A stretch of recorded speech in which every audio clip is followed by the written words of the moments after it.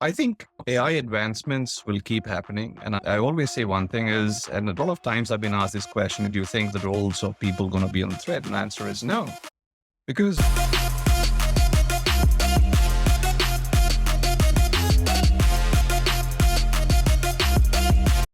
This is sponsored by the GTM AI Academy and AI-powered GTM, where we bring you insights, interviews, and all the latest knowledge needed to thrive with go-to-market and AI. Good morning, good afternoon, good evening, everyone. It is I, Coach K, and I'm really excited because I usually get to talk to people one-on-one, which is always good. But today I got the Kroolo team with me. So I got Mr. Shashank, Katie, Steve, all with me hanging out. How are you through? Hey, Jonathan. Good morning. great, thank you. Yeah. Hey, John. So- Thanks for having us here. Yeah, I love it. I've been having some meetings with your team the last month or so since we connected, which has been a lot of fun to get to know you and want to have you on. So I'm really excited. And as this drops, we're coming into your year anniversary, which we'll get into in a second. But before we do, if we could do a quick intro. So ladies first, Katie, let's have you go. Then Steve will end with Shashank and we'll do quick intros. We'll dive in, if that's okay. Very chivalrous. Thank you, Jonathan. You're welcome. I'm Katie Wade. I am head of product at Kroolo, and we're really excited to be here. We've been having some conversations with Jonathan in and around how he speaks to his audience and helps to educate them around AI use cases. And we Yeah. saw a lot of alignment there. So we're happy to connect. Yeah, it'll be fun. And my name's Stephen MacNeil. I'm one of the founding account executives at Kroolo. Just really excited to be a part of this team. There's so much excitement and energy around it. So I'm just happy that, Jonathan, you're willing to take a look at this thing today. So thank you. And guys, hi, my name is Shashank Singh. I'm the founder and CEO of Kroolo. When my team is happy, I'm super happy. So yeah, and Jonathan, thanks for having us here. And I'm really looking forward to some amazing conversation as we get along. Thank you. I love it. I'm going to start the question with you, Shashank, around history, because what I love to do is that obviously I could go through and rattle off all of your LinkedIn history, but I'll let people do that on their own because they're very smart to do that. What I want to hear is the story of you that's not on LinkedIn. So what is the version of how you got here and why this is the path you chose to go down of this AI craziness, which I love, by the way. I'm just always curious of like how people got to where they are now. Can you fill me in on that and why you started Kroolo? And actually, I come from an era which is, I think, seen the entire spectrum of the tech world, all the way from Y2K to .com to, the web 2.0 to 3.0 to blockchain. So I think what sort of kept me always excited is as you see the tech evolving all the way from 1997 till now, till today, right? Technology has evolved. There was a cyclic curve where technology was evolving every 5-6 years. Then it took the evolution curve of 2 to 3 years. And now it's every 6 months, right? Technology is evolving, adapting at a very rapid pace itself, right? And I think productivity is such a massive market. Now we're talking about a potential $1 trillion industry here, right? And fortunately, unfortunately, it's already crowded as well, but everybody's speaking about productivity. But the unfortunate setup is everybody has a very different language as to speaking of productivity. Teams are remote, teams are connected, teams are in office. And that's what I think kept us very excited that now we're able to bring something exciting in this landscape with a very integrated and cohesive AI ecosystem around this. I think we have a pretty solid play for the future itself. So yeah, I come from an industry which is very tech and consulting led from 25 years or so. And I think I can't emphasize that it couldn't have been the best of the time in terms of how AI is coming and taking the main stage, and productivity is where all the tech companies are speaking about this. So super excited in this space, and I see a great potential as you get launched. So I love it. So of all the tech, because you've been around, and it's funny you bring up Y2K, because I literally had a conversation yesterday with someone about this. I'm like, I remember how I was freaking out about Y2K back in the day, which is funny. But with the tool now, Kroolo, like of all the things you could have gone into with AI, you chose that particular thing. So if you can, Shashank, tell me first off, what is Kroolo? And then why is that the focus you decided to go to as far as the problem you're solving? That's okay. I think all of us understands this pain. It doesn't matter what industry you sit on to, financial services, retail, FMCG, consulting, doesn't matter, right? We all consume a lot of tools. Right? I'm not going to name them, but averagely we did a very extensive research. We end up using 5 or 6 tools every day. And as the sort of team getting more and more remote, this problem statement is getting more and more evident. I know people are getting more tool-centric. They're getting more and more siloed in nature, if that's the right word, right? So with so much of siloed ecosystem in the enterprises, right, productivity loss is very colossal. Depends on how large the organization is, right? There was a research done very recently, is on average, there's a couple of billion productivity hours got lost every month. Yeah. Talking about a very serious amount of, siloed ecosystem and loss of productivity because of people doing everything manually, or in this multiple order of things itself, right?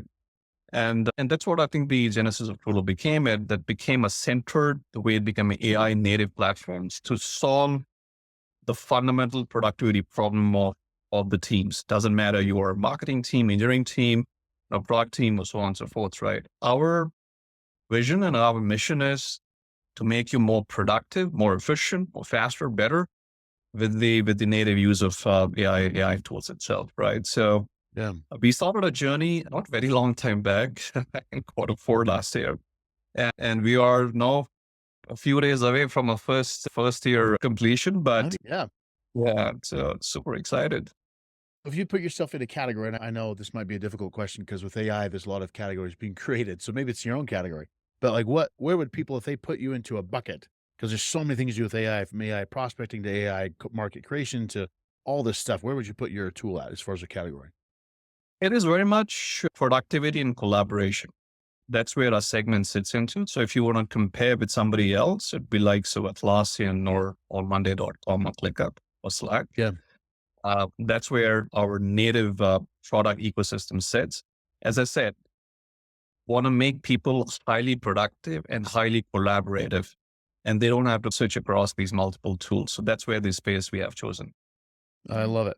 So I'm going to aim this one at you, Katie, and we'll come back to you, Shashank, to get your thoughts afterwards. But one thing you mentioned before was the platform is AI native. So Right. we hear this a lot because there's a lot of legacy tools like some of the ones you listed off that bolt on, quote unquote, some APIs from OpenAI or whatever AI tool to give it some of that functionality of AI. But it's definitely not the same as having an AI native platform. So, Katie, if you don't mind, and Shashank, you can add your thoughts afterwards. What is the difference between an AI native platform and versus one that's just bolting on some AI capabilities? Yeah, definitely. So I loved what Shashank talked on there or spoke about there. And I think one of the interesting things that always pops into my mind is the irony of how Yeah. malproductive the productivity space has become. Yeah. And it's been in an effort to get closer and closer to their exact persona, what their exact persona needs, throwing away the idea about the rest of the organization and how they're going to collaborate with that team. But yeah, Right. I always want to add, it just is funny to me how it's become the antithesis of productivity. But yeah, in terms of AI native, what you're going to see with the solutions that have this completely solidified code base, have been around for a significant period of time, Yeah. have significant install base, is that they just can't move as quickly. So they're not going to be able to rip and replace things inside of their platform because of that install base. You can only make so many changes. And they Right. didn't come on the scene when these API calls out to AI were as easy to integrate as they are now. So it's going to be something going forward that's much more difficult for them to expand. So what they've done Mm, is, in our minds, a bit of a checkbox to say, yes, we offer AI. So they offer AI in the way that I mentioned previously, which is the user is going to have some understanding about how to use AI, when to use AI, where in the tool to navigate to use AI. So it's yeah. likely they're not going to adopt it as a really reflex part of their day-to-day workflows because of that. Right. Whereas ours has, as I mentioned, AI is interwoven. And so that's a big part of difference between the back end is that we have API calls to AI everywhere on the back end. We'll always be able to increase that because of the way that it's built. But from the user's perspective, which is what we're most concerned with, they don't have to think about it. And so they're interacting inside of Kroolo with Kroolo, asking questions, and they don't have to think about, is this AI or not? They're asking it to Mm, produce a piece of content for them. They're asking Kroolo to give them, a summary of how a project is going, which typically would have been a report that you generate, and instantly they hear everything about it. So it's a different way of thinking about it, and I would love it if they didn't have to think about the difference between AI and not AI. totally. Totally get it. Any thoughts to add to that? Shashank, I have a couple questions. Yeah, absolutely. And I think to extend to what Katie says, and this is not a critique remark, but if you look at if you go deep into tech ecosystems of most of the so-called AI companies, they are so much bolt on to one specific AI ecosystem, and most of them OpenAI, right? Yeah. For whatever matter, if Mr. Sam Altman moves on again, Alex and the it's very evident that 80 or 90% of the AI companies will even struggle to even exist. What we have done at an architectural level, and this is something which we are very proud from an engineering and probably one of its best of its kind, is we became large language model neutral, which means we have already connected with best of the breeds of large language models and platform itself. And platform automatically decides which LLM is best suited to respond. So for whatever reason, if OpenAI is underperforming, we can direct the traffic into Claude. If Claude is performing, we can direct traffic to Llama, for the matter with Gemini as well, which I have not seen any of the productivity platforms which exist today has that capability, which has truly become LLM agnostic. It becomes a power. You kind of consumer gets the best of all the worlds. So that's where I think that's called the nativeness of the AI itself, which means that if the evolution of certain AI platform does better and better, how would a platform like us, which is nothing but like an orchestration platform on top of the LLMs, right, get the best of the evolution and best of the knowledge back into the consumers, right? So the first version of that is already out, and we're heavily investing into sort of getting one next upgrade itself. Yeah, that's what I will call it native, that it's not forced onto one sector or one model. As the model keeps evolving, we evolve together with them, and consumer kind of gets the best in the world. So I love it. So couple of questions. Maybe it's more of a follow-up. So we talked really about a use case, because now I'm thinking, okay, let's just say that there's benefits, obviously, which there is, to having an AI native platform. What would be, if you can share, and this could be anonymous, a customer you've had that as a result of the platform, and obviously I want to help promote you guys, but just in general, the benefits of AI native type platforms and why you'd want to do that?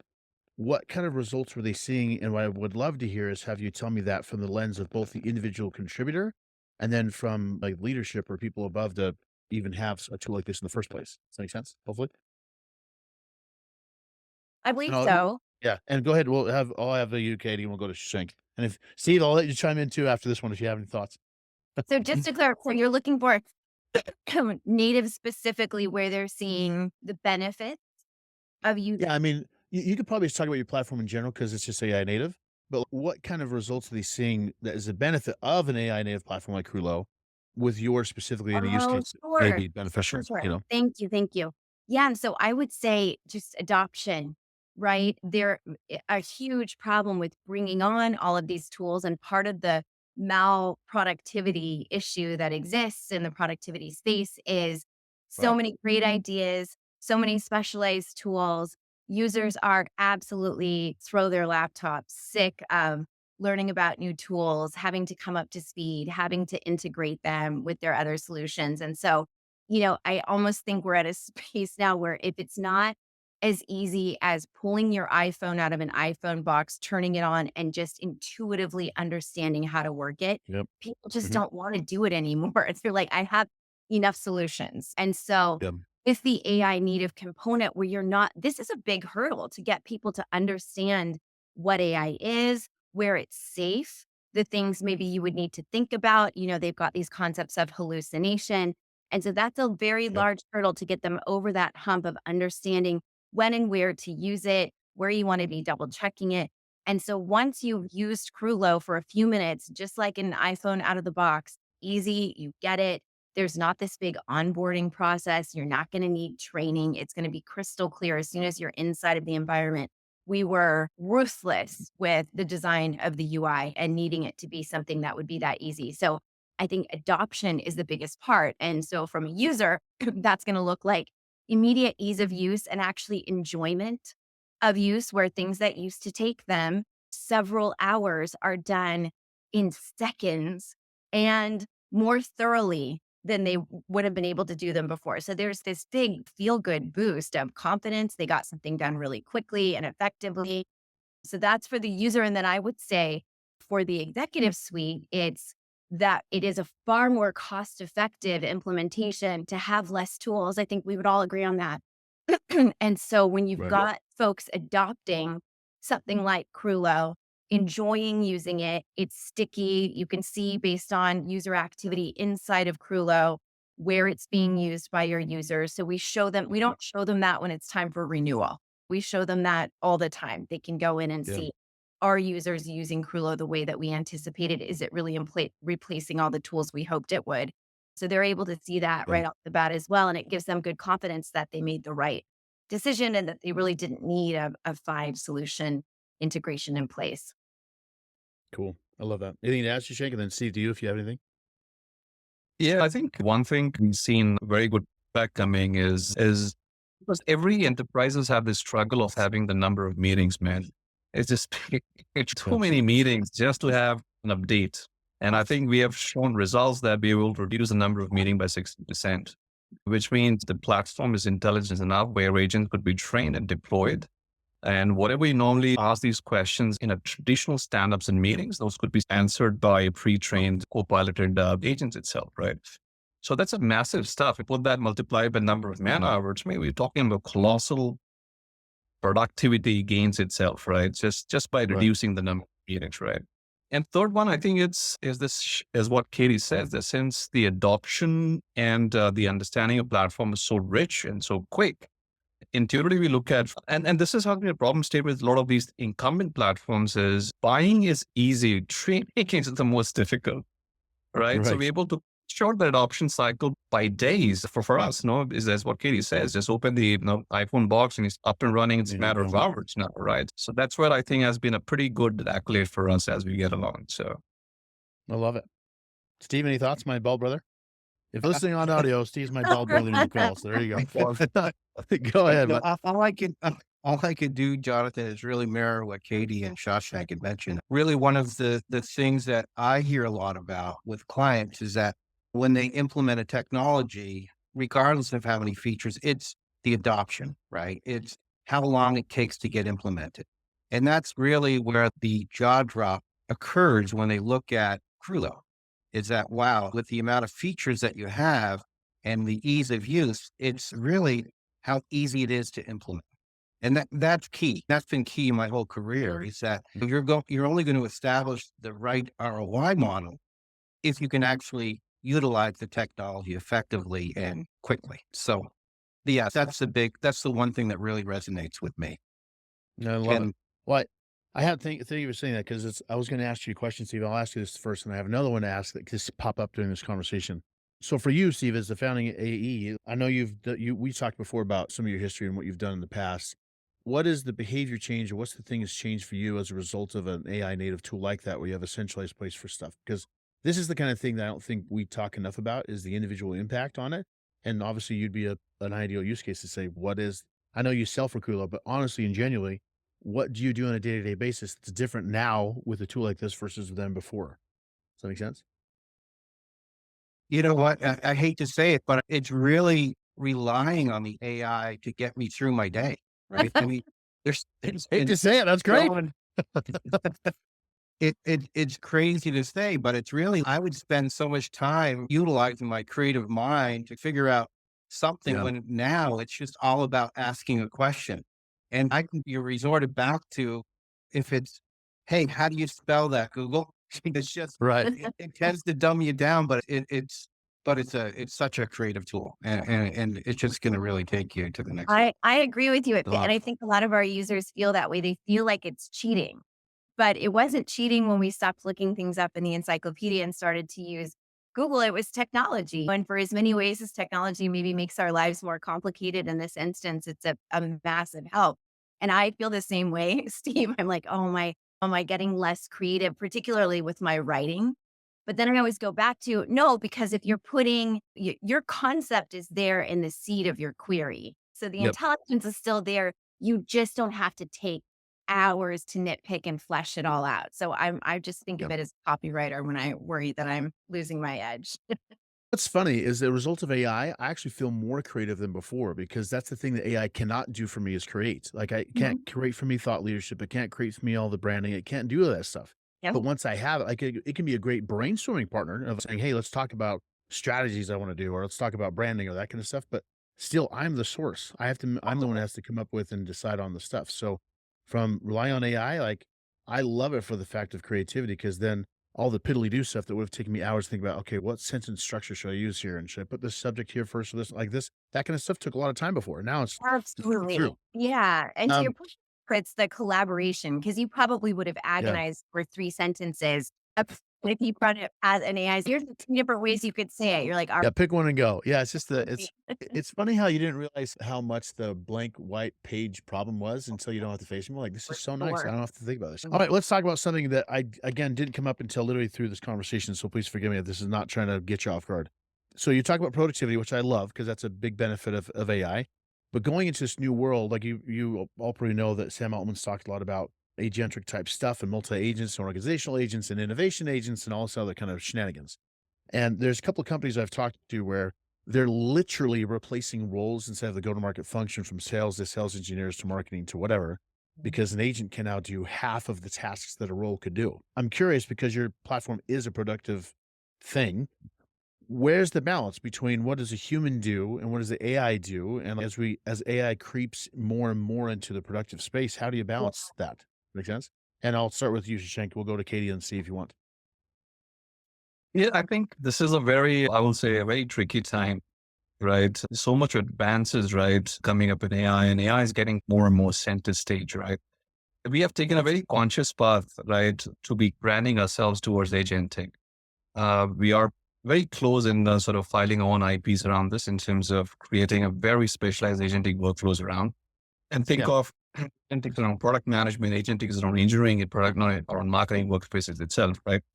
I think AI advancements will keep happening. And I always say one thing is, and a lot of times I've been asked this question, do you think the roles of people going to be on threat? And the answer is no, because the human intelligence is above par anything. You know, anything which is customer centric, anything which is brand thinking, anything which is revolving around creativity, concentration, or whatever, that's what only humans can do, right? What we Yeah. can think of this is taking the superpowers of human, they have certain great traits around this, and how we can wrap around a workflow, which is pretty manual, pretty mundane, pretty day-to-day stuff, right? Which for that, we don't have to hire interns or a bunch of the guys itself, right? So that's precisely what we're doing is you do the heavy lifting in terms of using the brains, coming with some great sort of customer facing stuff. Anything which is more backendish, anything which can be triggered via workflows, we'll take care of it using our agentic framework itself, right?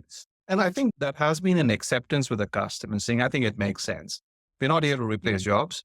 We're here to augment the existing persona of the people which are working.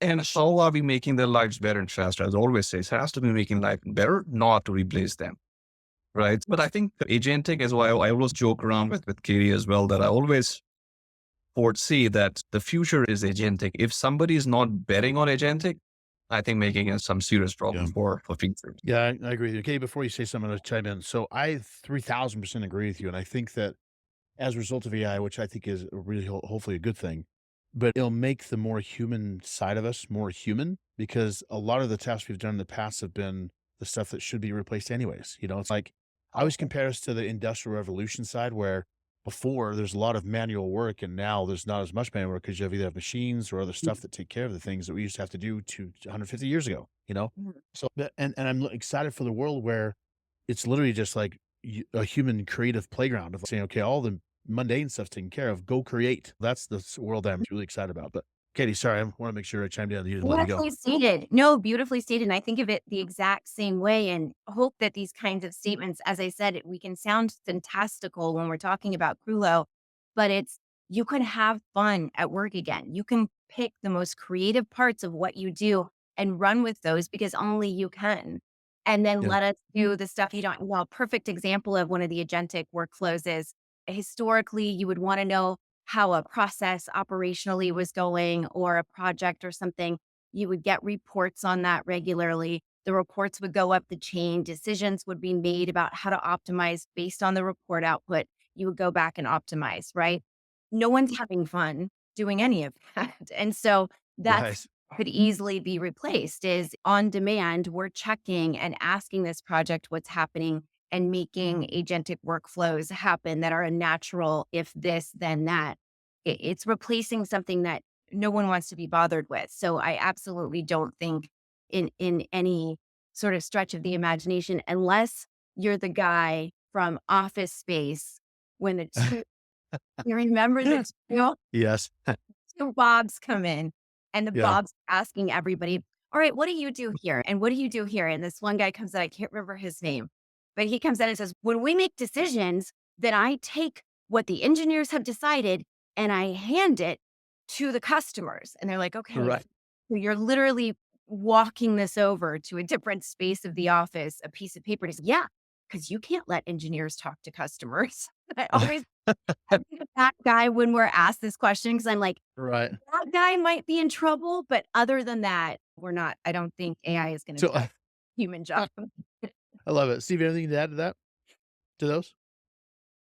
No, actually, again, across the board, I'm in agreement 100%. Yeah. So, Good. no, yeah. So want to make sure you chime in if you want to. Okay. We have a couple minutes left. So let me end with, obviously, the website is, make sure I get the right one. I never know if it's Kroolo.com or Kroolo.ai.com. Kroolo, Kroolo.com. Question, you guys are having your year anniversary. So when this comes out, you'll have your year anniversary of being a company, which is really exciting. And Katie, you alluded to some new things coming out. So we're going to give you the first, hopefully I can be the first one to help promote the new stuff. So what's the new things you're excited about to help with the launch? Sure. We have had AI agents live. They're a core part of our platform. But I Yeah. think we're learning a little bit, as I've also alluded to, marketing is difficult because it doesn't sound real what we're offering. It doesn't sound like it's possible. Right. And so we're finding that sweet spot. Again, we're trying to get really specific about how we tell the message.